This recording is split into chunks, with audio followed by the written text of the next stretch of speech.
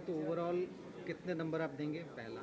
दूसरा है कि क्योंकि हर सेगमेंट को कुछ ना कुछ दिया है, एमएसएमई की बात कही गई है, हेल्थ केयर की बात कही गई है, एविएशन की बात कही गई, इंफ्रास्ट्रक्चर की बात कही गई, तो हर सेक्टर को टच किया गया है और इवन आम आदमी को ज़्यादा पैसे भी मिलने की बात हो रही है। तो किस तरह से ओवरऑल बजट को देखते हैं और कितने नंबर देंगे आप?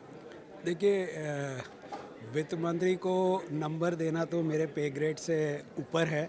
लेकिन हाँ, जैसे आपने कहा, आई थिंक उन्होंने एक बहुत अच्छा उदाहरण रखा है बजट्स के लिए कि उन्होंने हर सेगमेंट ऑफ द इकोनॉमी को कुछ जो उनके पेन पॉइंट्स थे उनको एड्रेस करने के लिए आज प्रपोजल्स रखे हुए हैं।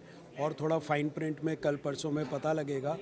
आप देखिए, मतलब उन्होंने सस्टेनेबिलिटी के पॉइंट ऑफ व्यू से न्यूक्लियर एनर्जी पे फोकस किया है, एग्रीकल्चर इकॉनमी के लिए फोकस किया है उन्होंने। On the other hand infrastructure में आई थिंक 10 लाख करोड़ करीब का जो उनका कैपेक्स प्रपोजल है, आई थिंक वो मोरलेस इस साल जितना ही है।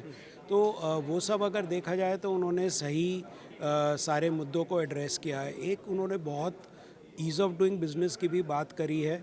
अब उसमें ये देखना है कि हमारी सरकार उसको ग्राउंड लेवल पे, और जब मैं ग्राउंड लेवल की बात करता हूँ, जैसे कल इकोनॉमिक सर्वे में बोला गया, स्टेट लेवल के ऊपर उसका इम्प्लीमेंटेशन इम्पॉर्टेंट है। वो इस वजह से इम्पॉर्टेंट है बिकॉज़ जो ग्राउंड लेवल पे अभी भी थोड़ा बहुत इंडस्ट्री को दिक्कतें आ रही हैं और उनको बार बार गवर्नमेंट के पास जाना पड़ता है अपनी क्लियरेंसेस के लिए, वो अगर रिजॉल्व होता है तो ये जितने भी पॉजिटिव मूव्स गवर्नमेंट ने किए हैं उनका असर दिखना शुरू होगा।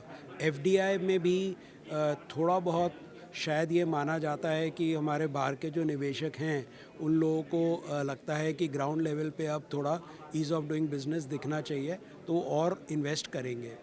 और एफडीआई के पॉइंट ऑफ व्यू से उन्होंने इंश्योरेंस में 100% एफडीआई कर दिया है, जो एक बहुत अच्छी चीज़ है। एक लास्ट चीज़ जो मैं कहना चाहूँगा, उन्होंने कंजम्पशन इंक्रीज़ करने के लिए जो मिडिल क्लास को टैक्स की राहत दी है, वो एक बहुत बड़ी चीज़ है। वो सिर्फ मिडिल क्लास के लिए राहत नहीं है, उसका इंडस्ट्री पे भी बहुत पॉजिटिव इफ़ेक्ट आएगा। मिडिल क्लास के पास अगर 60, 70, 80 हज़ार, 1 लाख रुपए डिपेंडिंग ऑन इनकम ज़्यादा हाथ में आते हैं और वो उसको खर्च करते हैं, उसका पार्ट ऑफ द अमाउंट भी खर्च करते हैं, तो कंजम्पशन बढ़ेगा। कंजम्पशन बढ़ेगा तो इंडस्ट्री की कैपेसिटीज़ बढ़ेंगी, ग्रोथ बढ़ेगी तो इंडस्ट्री ओवरऑल एक इन्वेस्ट सर्कुलर करेगी। तो वो एक वो सर्कुलर फ़ायदा जो आप कह रहे हैं वो होगा, क्योंकि जब इंडस्ट्री आज की डेट में इतना प्राइवेट इंडस्ट्री कैपेक्स नहीं कर रही है तो एक्सपेंशन होगा कंजम्पशन का, तो वो भी इन्वेस्ट करेंगे। एंड उसी का एक पॉजिटिव इफ़ेक्ट फिर एमएसएमईज़ को भी मिलेगा। एमएसएमईज़ को लोन एक्सटेंशन तो दिया है वित्त मंत्री ने 1.5 लाख करोड़ का 5 साल में, लेकिन उनको भी कंजम्पशन बढ़ेगा तो बिज़नेस ज़्यादा मिलना चाहिए, तभी वो लोन लेके आगे एक्सपैंड करेंगे। थैंक यू सर, थैंक शुक्रिया। यू।